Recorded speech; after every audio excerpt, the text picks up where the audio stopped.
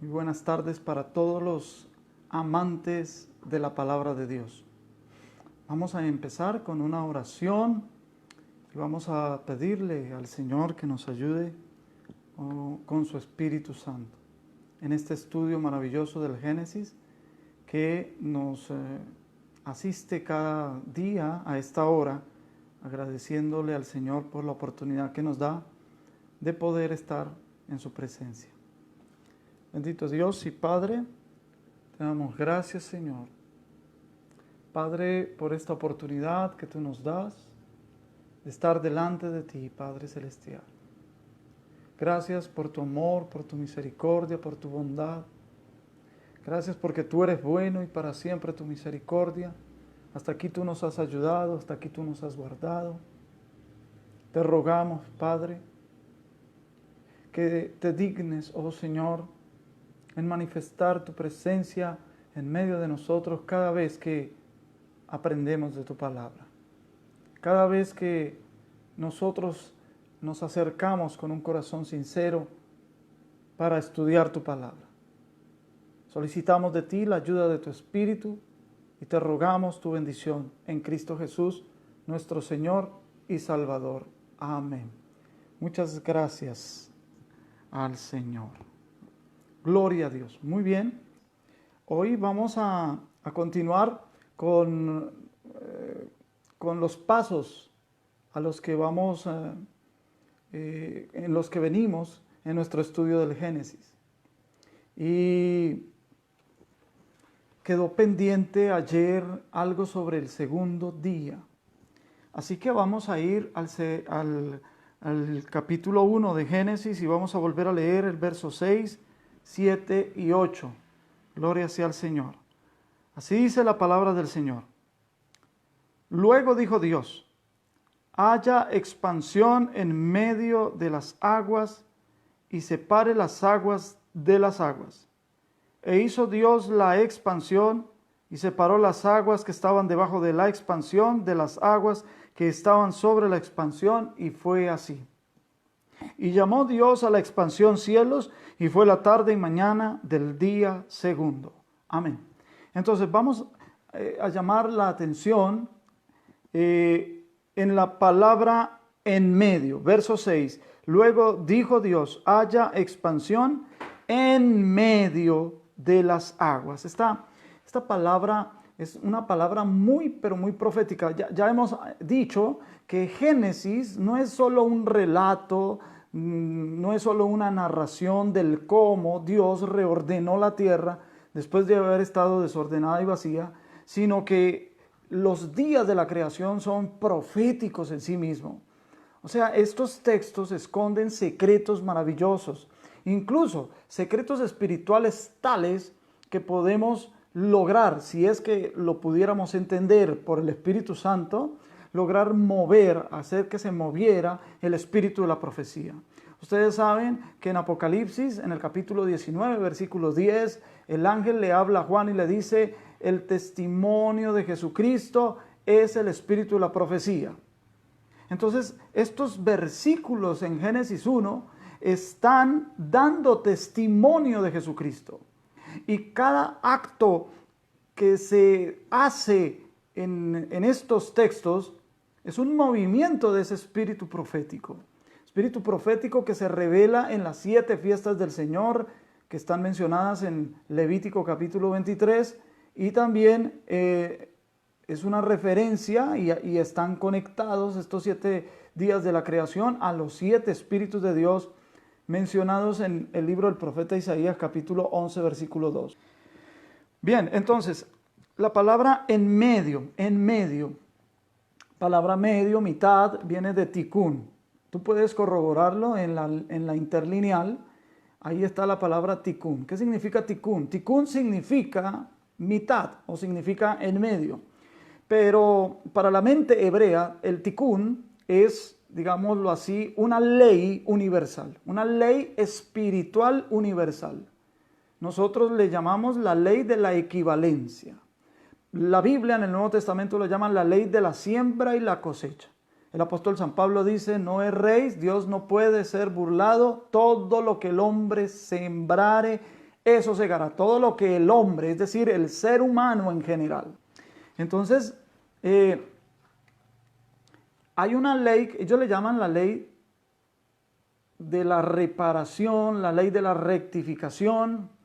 El tikkun es algo que avisa que si yo estoy haciendo algo mal, debo rectificarme, debo arrepentirme. Pero para ilustrar esto, la justicia siempre se ha representado en una balanza, ¿verdad? Entonces, si la balanza se inclina hacia un lado o se inclina hacia el otro, en la mitad de la balanza hay un resorte. Ese resorte viene a ser el tikkun. ¿Ven? En la mitad de la balanza. Entonces resulta que a veces nosotros, nuestros actos, vamos a decirlo en términos neotestamentarios, nosotros sembramos en la vida. Somos sembradores en la vida. Pero a veces sembramos bien y a veces sembramos mal. Y a veces cuando sembramos bien, pues la balanza se inclina hacia un lado, llega a un punto del peso de las acciones justas que hacemos o de las buenas obras, porque nosotros no hacemos buenas obras para ser salvos, somos salvos y por lo tanto hacemos buenas obras. Entonces cuando la balanza se inclina a nuestro favor por las buenas obras, cuando el resorte que está en medio, el tikkun, se dispara, la balanza vuelve a equilibrarse y entonces vienen resultados para mi vida favorables. ¿Por qué? Porque he sembrado buena semilla, he sembrado bien, he sembrado y se me está devolviendo una cosecha. Pero cuando nosotros sembramos mal, la balanza se inclina hacia el otro lado. El peso de nuestras malas acciones, el resorte, el tikkun que está en la mitad de la balanza, se dispara para volver a poner en balance las circunstancias que nos rodean. Entonces yo voy a recibir todas las consecuencias de mis malos actos, de mis malas semillas. Las malas semillas van a dar una cosecha, pero esa cosecha pues va a ser de fruto amargo. Y querámoslo o no lo queramos, nos toca comernos ese fruto amargo porque ya lo sembramos. No hay manera de no comerlo. Lo sembramos, vamos a cosecharlo. La única manera en que uno pudiera evitar comer el fruto amargo de una mala semilla que uno sembró por algún mal acto que uno haya hecho, por una mala obra que uno haya hecho, es no dejar pasar 24 horas. El Señor dice, no se ponga el sol sobre vuestro enojo. Y está en el contexto de airaos, pero no pequéis. No pequéis. Por lo tanto, si tú pecaste, no se ponga el sol sobre esto. No dejes terminar el día sin que hayas rectificado, sin que te hayas arrepentido, sin que hayas pedido perdón. Si tú lo haces antes que la tierra dé una vuelta completa, antes de 24 horas, entonces tú vas, digamos así, a fumigar, a darle un, ¿cómo se dice? A eliminar la semilla para que no germine. No le das tiempo de introducirse en la tierra. Pero por lo general nosotros no caemos en la cuenta de esto, o si caemos en la cuenta de esto, somos demasiado orgullosos como para reconocer nuestras faltas a tiempo. Por lo tanto, a veces vienen también malas cosechas. A veces no son procesos de Dios, son sencillamente malas cosechas que estamos recogiendo. Entonces, hermano querido, eso es el tikkun. El tikkun es un resorte. Vamos a mirar una palabra. Vamos a mirar una palabra en otro texto que se traduce de tikkun. Vamos a ir a Josué. Josué en el capítulo 4, cuando se secó se paró el Jordán y quedó en seco para que ellos pudieran pasar, Josué, el pueblo de Israel, pasar el Jordán en seco.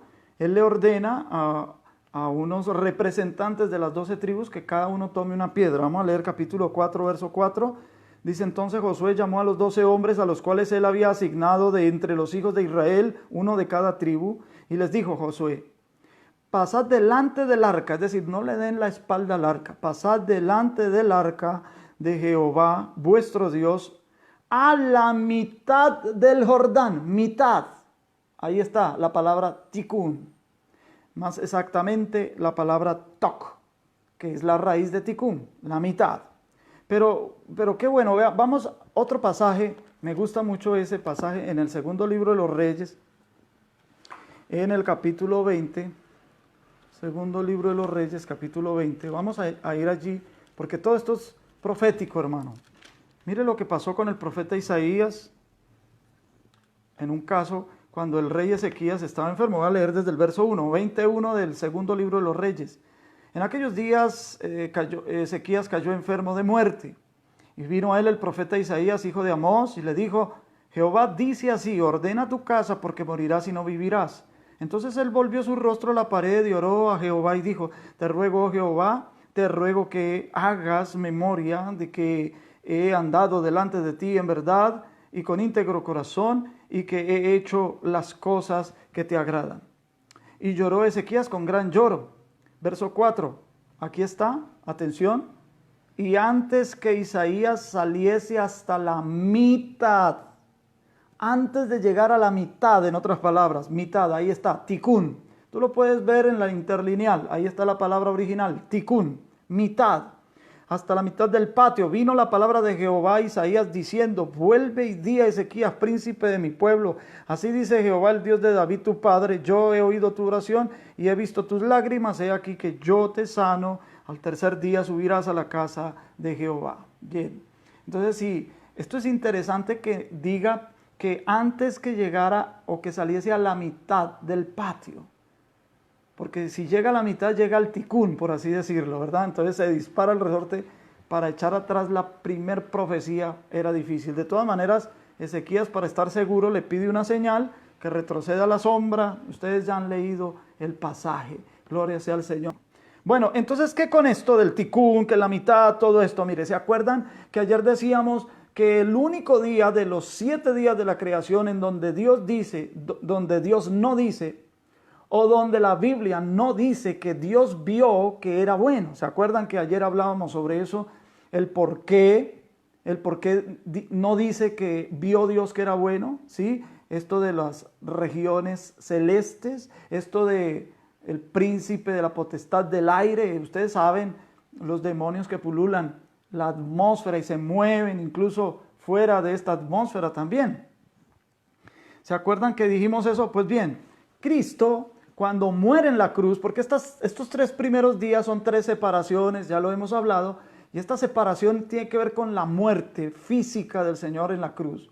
Y el Señor Jesús está en la cruz, y cuando Él está en la cruz, sus pies no tocan la tierra, por así decirlo. Él está suspendido en la expansión. Él es suspendido en la expansión. Es por eso que Él se hace mediador entre Dios y los hombres. Vea conmigo en la primera carta de Timoteo, capítulo 2. No vayan a perder, hermanos queridos, a Génesis. Primera de Timoteo, capítulo 2. Voy a leer el verso 3. Mire, aquí voy a leer desde el 1 para que tenga sentido. Exhorto ante todo a que hagan rogativas, oraciones, peticiones y acciones de gracias por todos los hombres. Hermano, no todos los hombres son buenos. ¿Sí? La mayoría somos malos. Por los reyes y por todos los que están en eminencia. Cuando Pablo escribe esto de que hay que orar incluso por los reyes y los que están en eminencia, ¿sabe quién estaba de emperador? Nerón, el mayor perseguidor, uno de los mayores perseguidores del cristianismo, y Pablo pide que oremos por ellos. Bueno, gloria al Señor. Para que vivamos quieta y reposadamente en toda piedad y honestidad. Verso 3, porque esto es bueno, esto es top, ayer hablábamos de esa palabra, esto es bueno y agradable delante de Dios nuestro Salvador, el cual quiere que todos los hombres sean salvos y vengan al conocimiento de la verdad. Este es el verso que nos interesa, verso 5. Porque hay un solo Dios y un solo mediador entre Dios y los hombres, Jesucristo, hombre. Hermanos, esto es profético. Cuando dijo también Dios, luego dijo Dios, haya expansión en medio de las aguas, pero en esa expansión Dios no vio que era bueno, solo hasta cuando Cristo queda suspendido, por así decirlo, en la expansión para ser el mediador, Él pudo corregir, de hecho, pudo ganar la victoria sobre esos espíritus que se mueven en la expansión. Vaya conmigo a Colosenses. Conmigo vamos a Colosenses en el capítulo 2. Colosenses en el capítulo 2, gloria a Dios.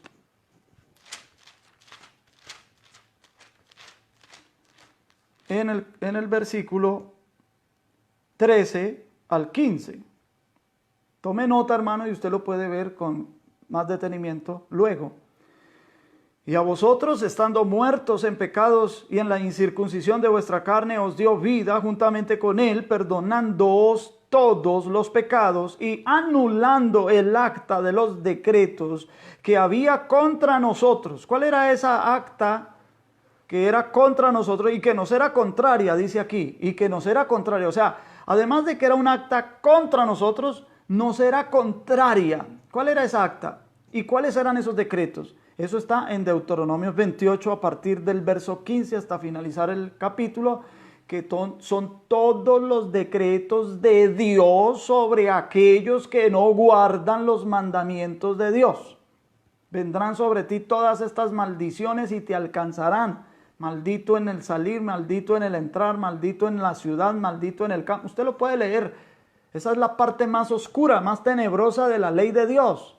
Los decretos de Dios mismo, en cuyos derechos reclamaban legalmente o reclaman todavía legalmente los demonios sobre aquellos que no cumplen los mandamientos del Señor. Pero el Señor logra esa importante victoria en la cruz del Calvario porque dice que Él anuló esa acta de decretos que había contra nosotros, que nos era contraria, quitándola de en medio, quitándola de en medio. ¿Cómo la quitó de en medio? Pues poniéndose Él en medio, en ticún. Ahora Cristo es el resorte, hermano querido. Cristo es el resorte de eso, porque Él es el sembrador. Él maneja los tiempos. Él sabe cuándo es tiempo de cosecha. Él sabe cuándo es tiempo de arrojar fruto. Entonces, hermano querido, dice, y despojando a los principados y a las potestades, los exhibió, esos decretos, esos pecados, los exhibió públicamente, triunfando sobre ellos, sobre los pecados, en la cruz del Calvario. ¿Pero qué hizo? Despojó a los principados y a las potestades que reclaman el derecho legal sobre nuestro pecado. ¿Se da cuenta? Cuando un cristiano peca, porque los cristianos pecamos, ¿aló? Cuando un cristiano peca y no se arrepiente, viene el acusador, como no tiene éxito ante el Padre, porque tenemos un abogado que se llama Jesucristo, que Él no tiene que esperar que yo me arrepienta para cumplir su labor, su trabajo. Él me defiende de esa acusación ante el Padre. Pero si yo todavía no me he arrepentido, entonces el acusador viene, me observa y espera el tiempo que es necesario para luego reclamar el derecho legal sobre mi pecado. Por eso hay cristianos con la vida enredada, porque han cometido pecados y no se han arrepentido. Entonces esto es delicado, mis amados hermanos. Entonces mire aquí también, no nos quedemos solo con Colosenses, veamos Hebreos. Vámonos a Hebreos en el capítulo 2. Hebreos en el capítulo 2, verso 14. Así que por cuanto los hijos participaron de carne y sangre, Él también participó de lo mismo, para destruir por medio de la muerte al que tenía el imperio de la muerte, esto es al diablo. Mire todas estas palabras hermosas que el apóstol o que los apóstoles conocían muy bien, porque Génesis ya lo anunciaba. Estas palabras son claves. Ellos conocían cosas que nosotros no conocemos en las Escrituras. Ellos alcanzaron a ver cosas que nosotros nos han pasado años y no habíamos visto. Sí, hermano, Pablo, por ejemplo, ¿saben ustedes Pablo, que se dice y se testifica en la escritura, fue discípulo de Gamaliel? ¿Saben ustedes quién era Gamaliel? Uno de los rabinos más respetados. Hasta el día de hoy goza de prestigio ese rabino en la comunidad judía. Gamaliel, de la escuela de Gilel. Y resulta que Gamaliel, para aceptar a un alumno, para aceptar a un discípulo, él le decía, digamos, le hacía un examen de admisión y le decía, recítame la Torá palabra por palabra de memoria. Para poder estudiar con Gamaliel, tocaba saberse de memoria la Torá, es decir, los primeros 5 libros de la Biblia se los tenían que saber de memoria. O sea, Pablo no era cualquier cosa, él sabía cosas que nosotros nos tomaron años y las habíamos leído y las habíamos vuelto a leer, tanto en el Antiguo, aquí en Génesis, como en el Nuevo, allá en las cartas de Pablo, y no nos habíamos dado cuenta de esto, hermano. El ticún. Luego dijo Dios, haya expansión en medio, ticún. Ahora Cristo es ese resorte, Cristo está en medio, Él es el mediador. Qué gran esperanza tenemos nosotros, hermano.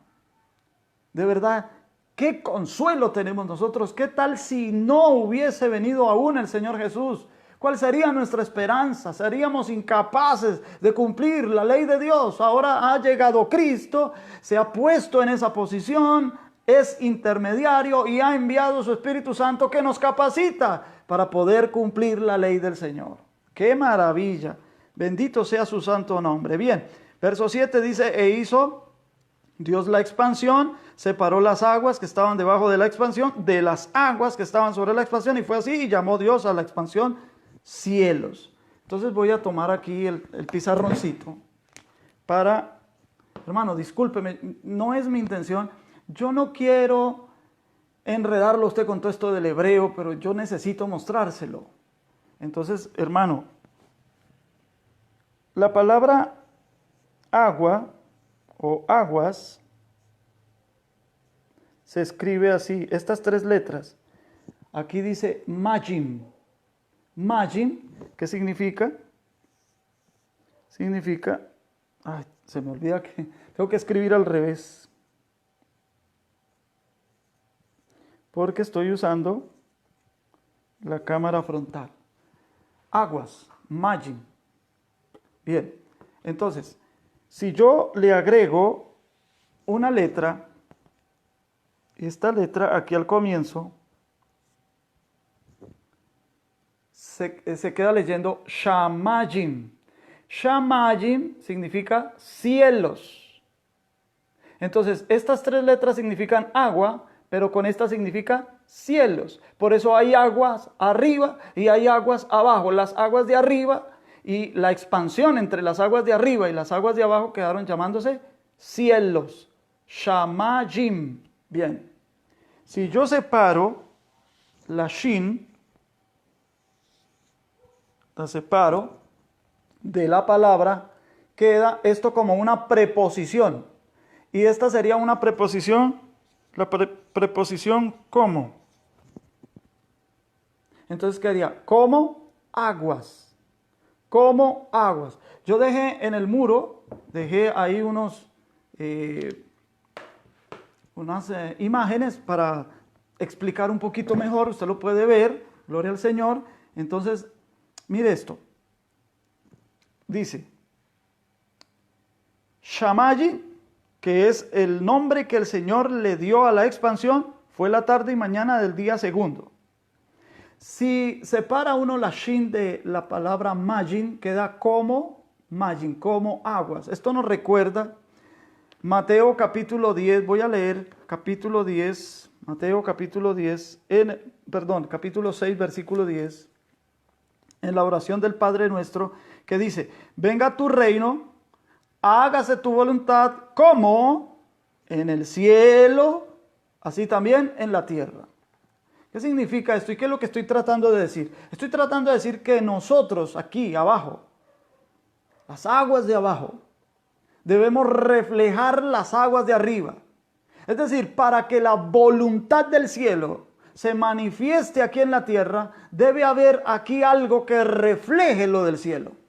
Es decir, esto todo lo que hemos estado hablando y lo que hemos estado diciendo, que debemos estar en línea con el reino de los cielos. ¿Cómo podemos estar en línea con el reino de los cielos sin el conocimiento del reino de los cielos? Tenemos que tener el conocimiento del reino de los cielos, que con la ayuda del Espíritu Santo nos alineamos y lograremos manifestar la voluntad del cielo en la tierra.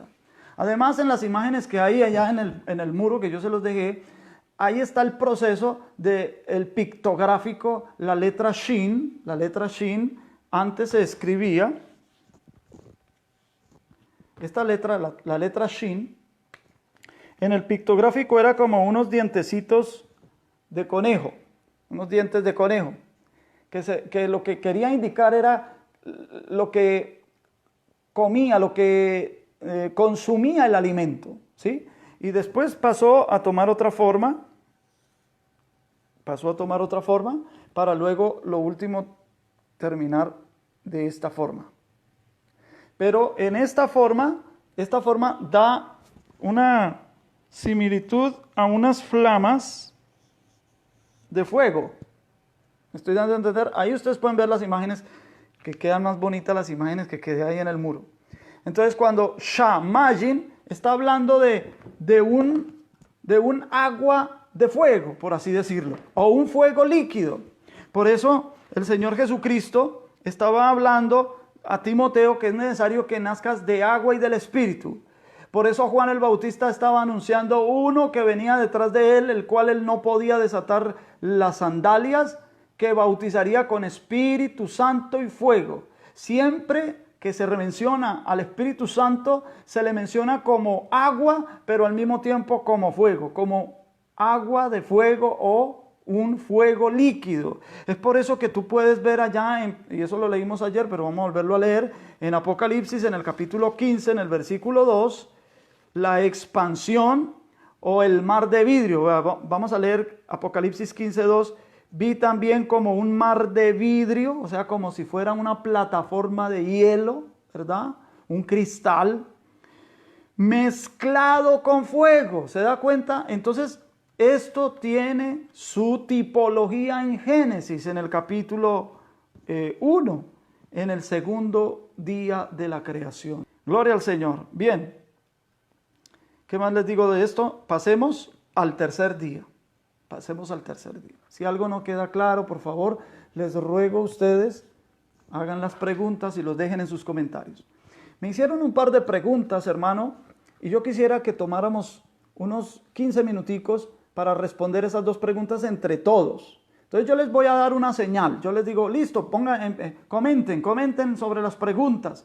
Entonces ustedes van a dar sus comentarios. Las dos preguntas son, número uno, que si los días de la creación son días de 24 horas o días, cada día 1000 años. Cada día 1000 años. Entonces usted puede responder ahí. La segunda pregunta es un poquito más complicada. La segunda pregunta es, ¿tenía Dios necesidad de crear todo lo que creó?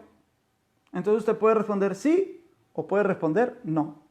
Si usted responde sí, debe responder a una pregunta que viene como consecuencia de esa.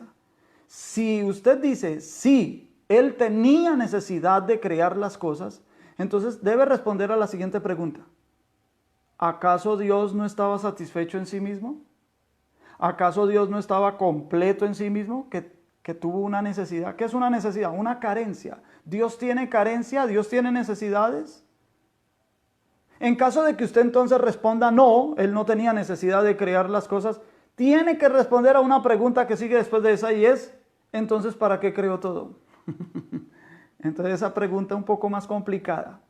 Amén. Entonces, mis amados hermanos, a finalizar, ahorita, en unos 15, 20 minutos, damos la señal y usted comienza al final para no armar un desorden aquí entre todos los comentarios y ponernos a esculcar. No, vamos a responder a lo último. Yo les digo, tengan presente las dos preguntas. Repito las dos preguntas. Primera pregunta, ¿los días de la creación son de un día de 24 horas cada uno o de 1000 años cada uno?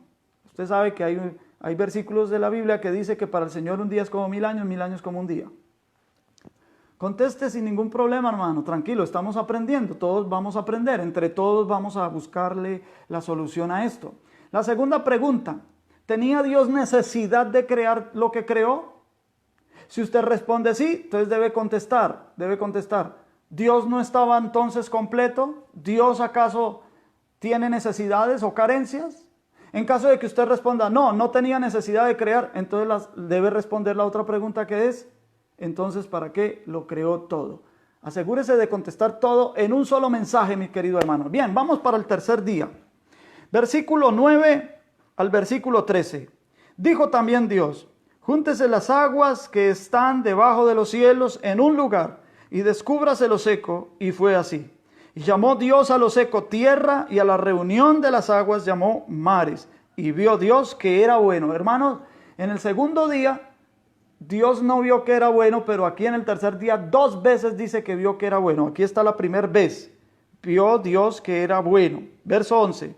Después dijo Dios: produzca la tierra hierba verde, hierba que dé semilla, árbol de fruto que dé fruto, según su género, que su semilla esté en él sobre la tierra. Y fue así. Produjo pues la tierra hierba verde, hierba que da semilla según su naturaleza, y árbol que da fruto, cuya semilla está en él, según su género. Y vio Dios que era bueno. Y fue la tarde y mañana el día tercero. Amén. ¿Ven? 2 veces dijo el Señor, vio que era bueno. Vamos a llamar la atención a las siguientes palabras. Júntense. Dijo también Dios, júntese. Esa es la palabra hebrea yikabú. ¿Sabe qué significa yikabú? Ya hemos hablado aquí que una cosa es la transliteración, otra cosa es la traducción, otra cosa es el significado, otra cosa es la connotación. Sí, porque una palabra puede tener una connotación negativa, puede que el significado sea bueno. Por ejemplo, Judas. ¿Saben ustedes qué significa Judas? El significado. Porque la transliteración es Yehudá y pasa a ser Judá o Judas. Judá o Judas. Pero viene del hebreo Yehudá. ¿Y qué significa Yehudá, que es Judá o Judas, lo mismo? El significado es alabanza a Dios. Es un bonito significado, pero ¿quién se quiere llamar Judas? ¿Quién le quisiera poner a su hijo Judas? Nadie. ¿Por qué? Por la connotación negativa que Judas Iscariote le dio a ese nombre. Entonces, que quede claro esto. Entonces aquí Yikabú se traduce como júntese, pero significa esperar. Esto es profético, ya se va a dar cuenta usted. Júntese las aguas que están debajo de los cielos. No son las aguas de arriba, no las de aquí de la tierra, aguas de abajo. En un lugar, y esa palabra o esa frase, un lugar, viene de la palabra hebrea makón, un lugar. Ya vamos a ver algunas citas muy interesantes aquí. Me gustaría que viéramos, por ejemplo, primero un testigo bíblico sobre lo que son las aguas. Pero antes de eso, nótese que aquí dice, júntese las aguas que están debajo de los cielos en un lugar. Esto nos da a entender que inicialmente aquí la tierra era una Pangea, o sea, un solo continente, porque las aguas estaban en un solo lugar. No había varios mares, varios océanos, no. Eran un solo océano y un solo continente. El continente se comenzó a partir en los tiempos de Peleg. Vamos a llegar allá, capítulo 10 de Génesis. Peleg, uno de los descendientes de Sem. Dice que le llamaron así porque Peleg significa partimiento. Dice, se le llamó así porque en sus días se partió, se dividió la tierra. Fue dividida, fue partida. Los continentes comenzaron a separarse como los conocemos hoy. En Apocalipsis luego vuelve a decir que en la segunda venida de nuestro Señor Jesucristo volverá a ser un solo continente, porque dice, y el mar no existirá más. No es que no vaya a existir mar en el milenio y en la eternidad, sino que ya no va a separar los continentes. Eso es lo que se quiere decir allí. Bueno, entonces, diciendo esto, vamos a ir ya a ver qué es el significado espiritual de estas palabras. Apocalipsis 17, versículo 15, me dijo también, las aguas que has visto, donde la ramera se sienta, son pueblos, muchedumbres, naciones y lenguas. El sentido espiritual de esta frase es pueblos, muchedumbres, lenguas, las muchas aguas. Aquí, pues, toda la reunión de las aguas. Y aquí cuando dice Jicabú, esperan las aguas, es como si estuviera diciendo, esperen las aguas que están debajo de los cielos en un lugar, Macón. Y voy a ir a Éxodo 33, 21. Éxodo 33, 21 para ver cómo se maneja esto de Macón. En un lugar, 33. Voy a leer desde el verso 18. Él entonces dijo, Moisés, te ruego que me muestres tu gloria. Y le respondió, yo haré pasar todo mi bien delante de tu rostro y proclamaré el nombre de Jehová delante de ti y tendré misericordia del que tendré misericordia y seré clemente con el que seré clemente. Dijo más, no podrás ver mi rostro porque no me verá hombre y vivirá. Verso 21, que es el que nos interesa. Y dijo aún Jehová, he aquí un lugar, Macón, en la misma palabra de Génesis.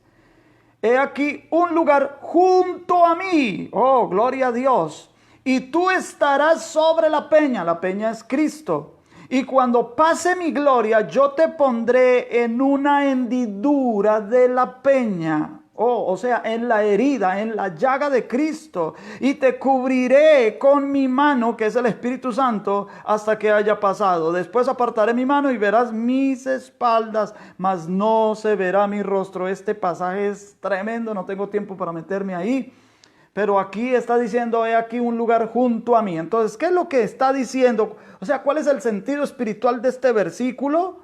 Está diciendo que se junten o que esperen los pueblos, las muchedumbres, las naciones, que esperen los que están debajo de los cielos en el lugar que Dios ha preparado para ellos, que es la peña, que es Cristo. Vamos a ir a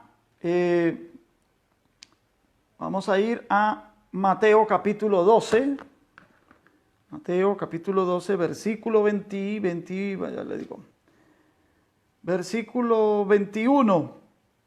Y en su nombre esperarán. Ahí está, Jicabú en el hebreo. Esperarán los gentiles. Se reunirán los gentiles. Esperarán los gentiles. ¿En quién? En su nombre. En el nombre del Mashiach. En Yeshua HaMashiach. Cristo Jesús es el Mesías. Cristo Jesús es la peña. Es la roca inconmovible y firme. Fue herida por nosotros. Por su llaga fuimos nosotros curados. Dios tiene, en Génesis está diciendo, Dios tiene un lugar para los pueblos. Dios tiene un lugar para las naciones. Dios tiene un lugar para las muchedumbres. Ese lugar es Cristo Jesús. Los va a esconder en su herida. Los va a esconder en su llaga para que podamos resistir su gloria. Bendito sea el nombre del Señor. Amén. Pero sigue diciendo el verso 10, pero voy a leer la segunda carta de Pedro, capítulo 3, verso 5. Vamos allí y avanzamos. Segunda de Pedro, capítulo 3 y el versículo 5. Dice, estos ignoran voluntariamente que en el tiempo antiguo fueron hechos por la palabra de Dios los cielos, y también la tierra, que proviene del agua y por el agua subsiste. ¿Se da cuenta? Si Dios no dice a las aguas que estaban abajo que se reunieran en un solo lugar, no se hubiera descubierto lo seco. Entonces esa separación no hubiera dado posibilidad al crecimiento de plantas, a la existencia de los seres vivos, los animales y después el hombre. Verso 10, y llamó Dios a lo seco tierra y a la reunión de las aguas llamó mares, y vio Dios que era bueno. Después dijo Dios, produzca la tierra. Eso de produzca la tierra quiere decir que la tierra ya tenía potencialmente, contenía todos los elementos necesarios para que brotaran toda la hierba verde y todos los árboles. Él no se puso a decir cebada, sea el trigo, sea el eucalipto, sea el olivo, sea el pino, el cedro. No. Ya la tierra, o sea, ¿eso qué quiere decir? Corrobora que hubo una tierra original creada con plantas, con árboles frutales, con animales terrestres, incluso animales acuáticos y volátiles también los hubo en la tierra original, pero esa tierra se desordenó. Aquí Dios la está reordenando. Y entonces en la tierra seca le dice a la tierra, produzca la tierra, hierba verde, hierba que dé semilla, árbol viene de la palabra hebrea etz. Y es interesante esa palabra porque etz es la misma raíz de etzá, uno de los 7 espíritus de Dios, que significa ya en Isaías 11:2, espíritu de consejo, etzá. Usted lo puede averiguar en la interlineal. Y dice, y árbol de fruto, que dé fruto según su género, que su semilla esté en él, sobre la tierra. Y fue así. Produjo pues la tierra hierba verde, hierba que dé semilla, según su naturaleza, y árbol que da fruto, cuya semilla está en él, según su género. Y vio Dios que era bueno. Y fue la tarde y mañana del día tercero. Entonces vamos a decir 2 cositas. Hebreos capítulo 12, versículo 2. Vamos allí, Hebreos 12:2. Dice, puesto los ojos en Jesús, el autor y consumador de la fe, el cual por el gozo puesto delante de él sufrió la cruz, menospreciando el oprobio, y se sentó a la diestra del trono de Dios. ¿Cómo que por el gozo puesto delante de él sufrió la cruz? ¿Qué significa eso? Había un gozo delante del Señor Jesús. Jesús veía siempre ese gozo delante de él y por eso pudo soportar la cruz y no le importó el oprobio, hermano. ¿Qué es el oprobio? En la cruz él estaba completamente desnudo y tengo manera de comprobárselo. Hoy no, mañana tal vez, porque no tenemos el tiempo, pero él estaba completamente desnudo. No se lo imagine con ropa interior como lo muestran en las películas o como lo pintan en los cuadros. Ese es el oprobio que él no le importó, hermano. Él menospreció eso. Él miraba, era el gozo que estaba puesto delante de él. ¿Cuál era el gozo? Que después de su muerte iba a fructificar. Él mismo había dicho que para que el grano pudiera dar fruto tenía primero que morir. Entonces cuando él está en la cruz del Calvario, él es colgado en un etz, en un árbol. En un árbol. Curiosamente, la tercera fiesta del Señor es la fiesta de las primicias y hay que traer las primicias del grano de cebada. Grano de cebada. Porque aquí en el tercer día, dice Dios, produzca la tierra hierba verde que dé semilla. Entonces cebada, trigo, arroz, todos esos cereales que produce la hierba con fruto y que nos alimenta. Pero también los árboles que dan fruto. Cristo fue colgado en un árbol, por así decirlo, en un madero. Y cuando él estaba colgado, él vio el gozo delante de él. Estaba muriendo, pero él sabía que esto iba a dar un gran fruto, iba a fructificar. El tercer día es para fructificar. El número 3, que es el número de la plenitud, también es un número de fructificación, de productividad. Esto también es profético, hermano querido. Esto es profético. Amén. Entonces, hermanos, por último quiero decir que dice aquí, fruto, árbol de fruto que dé fruto, según su género, que su semilla esté en él.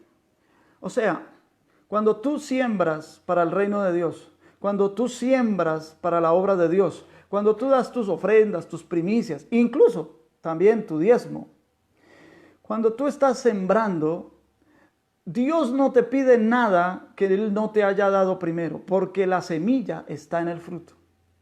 Cuando Dios exige diezmo es porque Él te da. Cuando Dios te dice que traiga ofrenda, es porque Él te da. Cuando Él te dice que siembres, es porque Él te da. Como dijo Salomón, creo que fue Salomón o es David el que dice, de lo recibido de tu mano, de esto te damos. En el fruto está la semilla. Amén. Para que no nos dejemos engañar, hermanos, porque a veces decimos a la ligera que usted puede dar sin tener, que usted puede pactar con Dios. Nadie puede pactar con Dios. Para poder pactar con Dios debería ser igual a Dios. Un pacto se hace entre dos iguales. ¿Quién es igual a Dios? Por eso el pacto del matrimonio es entre dos iguales. Un pacto se hace entre presidentes, no entre un ciudadano y un presidente. Entre presidentes se hace el pacto. ¿Quién es igual a Dios como para hacer pacto con Dios? Es Dios el que ha tomado la decisión de llamar al hombre a hacer un pacto. Él hizo un pacto con Noé. Él hizo un pacto, él llamó a Abraham para hacer un pacto con Abraham. Él llamó a David para hacer un pacto con David.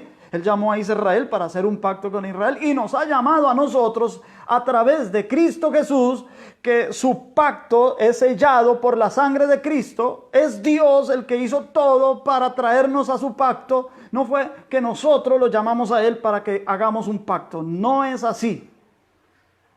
Entonces hay que decirlo, hermano querido. Todo esto enseña el tercer día.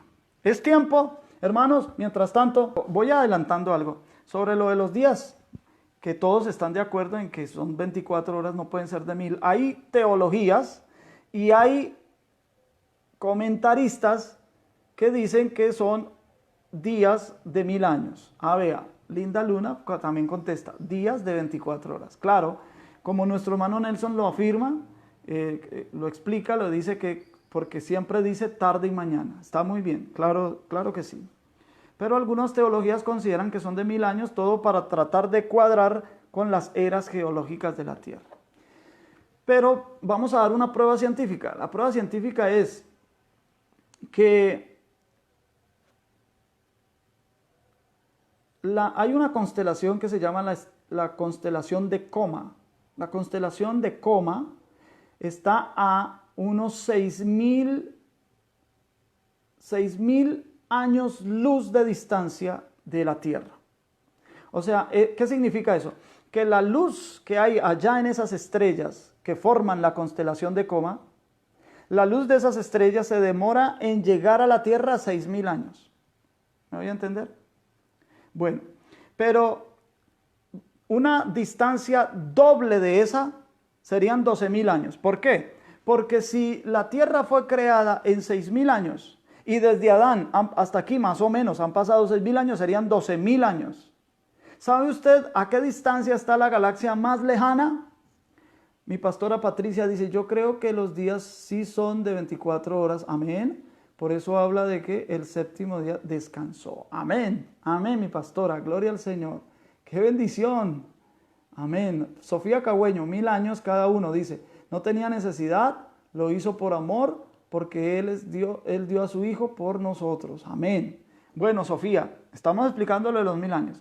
La galaxia más lejana que se ha podido captar está más o menos a 14.000 millones de años luz. Pastor Freddy, los días son de 24 horas. Amén. Y Dios no tenía necesidad, pero por su poder y amor lo quiso así para difundir su amor en el universo, pues un compuesto de Dios es amor. Amén. Hermano Alberto Freddy Miranda, es que para Dios un día son como 1000 años y 1000 años como un día, porque Él es eterno. Amén, amén. Bien, hermano Alberto, voy a apretar un poquito más esa tuerca que usted la tiene muy bien puesta ahí, muy bien puesta, hermano Alberto. Yo le voy a dar una vueltecita más para que quede más apretadita.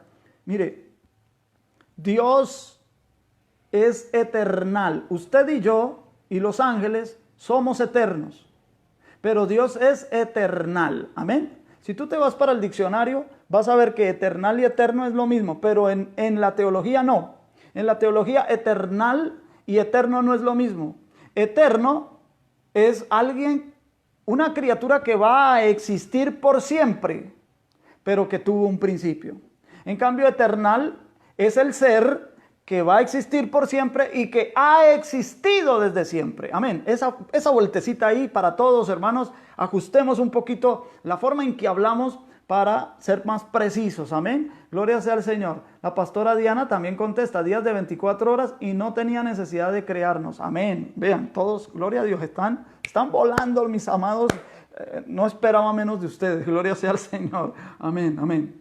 Entonces, la galaxia más lejana está a 14.000 millones de años luz. ¿Cómo podría este universo ser tan joven, de tan solo 12.000 años? Entonces no podríamos todavía captar una luz que proviene de 14.000 millones de años. ¿Se da cuenta? Esa es una respuesta científica. Amén. Y la contestación bíblica es la que da el hermano Nelson. Cada día dice, fue la tarde y mañana, del día primero, tarde y mañana, del día segundo. Los días son de 24 horas porque si Dios descansó el séptimo día, no descansaría 1000 años. Es correcto, hermano Arbey. Muy bien. Ahora, en cuanto a lo que ustedes han dicho, no tenía necesidad de crear, eso es verdad. Pero les voy a dar el versículo bíblico. Solamente lo que ustedes dijeron, todo está muy, muy bien, excelente. Wow, gloria a Dios. Estoy gratamente sorprendido y muy satisfecho, gloria al Señor, con ustedes y con sus contribuciones y sus comentarios. Pastora Patricia, Romanos 1:20, fue la manera de Dios revelarse y darse a conocer al ser humano, y no por necesidad, pues Él no carece de nada. Sí, pastora, es verdad. Dios no carece absolutamente de nada. Vamos a leer Romanos 1:20, que es lo que la pastora dice ahí. Dice, porque las cosas invisibles de Él, su eterno poder y deidad, se hacen claramente visibles desde la creación del mundo, siendo entendidas por medio de las cosas hechas, de modo que no tienen excusa. Gloria a Dios. Gracias, pastora, por su muy valiosa su contribución. Pero para contestarla bíblicamente, hermano, porque lo que ustedes han dicho, excelente, está bien. Lo responden un cántico que hacen los 24 ancianos en Apocalipsis capítulo 4. Y vamos a leer el versículo 10 y 11. Dice así la palabra del Señor. Saludo Ciro Alfonso Durán, mi amigo y hermano, pastor, otro pastor, la pastora Yurley Serrano también, vea, esta tarde fue una clase, una transmisión rodeado de puros pastores y pastoras. Qué bendición y qué privilegio. Pastor Ciro, un abrazo fuerte desde aquí, gloria al Señor, quiera el Señor que cuando pase todo esto nos podamos ver y nos podamos abrazar. Ambos, la pastora Yurley y el pastor Ciro, ambos están allá en Cúcuta, norte de Santander. Vamos a leer Apocalipsis, capítulo 4, verso 10 y 11. Dice, los 24 ancianos se postraron delante del que está sentado en el trono y adoran al que vive por los siglos de los siglos y echan sus coronas delante del trono diciendo, Señor, atención el cántico, Señor, digno eres de recibir la gloria y la honra y el poder, porque tú creaste todas las cosas. Repito, tú creaste todas las cosas y por tu voluntad existen y fueron creadas. Ahí está la respuesta bíblica. No tenía necesidad de crear, sino que Él quiso crear. Ni siquiera, bueno, fue el impulso de su amor, lo que ustedes han dicho, sí, el impulso de su amor, claro que sí. El amor, mis queridos hermanos, es el motor divino que genera, por así decirlo, la manifestación de todos los atributos. Por eso no puede haber un atributo más grande que otro, todos están ordenados porque su amor lo regula. El amor empujó a la esencia entera, el amor empujó al Padre para que pasara toda la materia prima al Hijo, para poder ser imagen del Padre, para que el Hijo fuera el agente creador, la palabra de Dios creadora, y para que el Espíritu Santo fuera el regulador y el distribuidor de esa energía. Por eso, en el bautismo, en los dones, perdón, los dones del Espíritu Santo, es Cristo el bautizador. Eso lo dice Efesios capítulo 4, versículos 9, 10 y 11, que Él dice que Él fue el que subió a lo alto y dio dones a los hombres, Cristo, pero el que los distribuye, el que los reparte es el Espíritu Santo. El Espíritu Santo, Cristo, el Verbo, el Hijo de Dios y el Padre son movidos por su misma esencia en el amor, en el mismo amor para poderlo generar. Entonces, Él hubiera podido resistir crear cualquier cosa, pero Él quiso crear, fue su voluntad. Realmente lo que originó la existencia del universo fue la voluntad divina. Eso lo reconocen los 24 ancianos, que son ángeles. Se les llama ancianos porque fueron los primeros ángeles que Dios creó. Son las más antiguas de las criaturas angelicales. Son los 24 ancianos, siempre están en la presencia de Dios, son sacerdotes o mejor, desempeñan un rol sacerdotal en el mundo angelical delante de Dios, y ellos saben lo que dicen.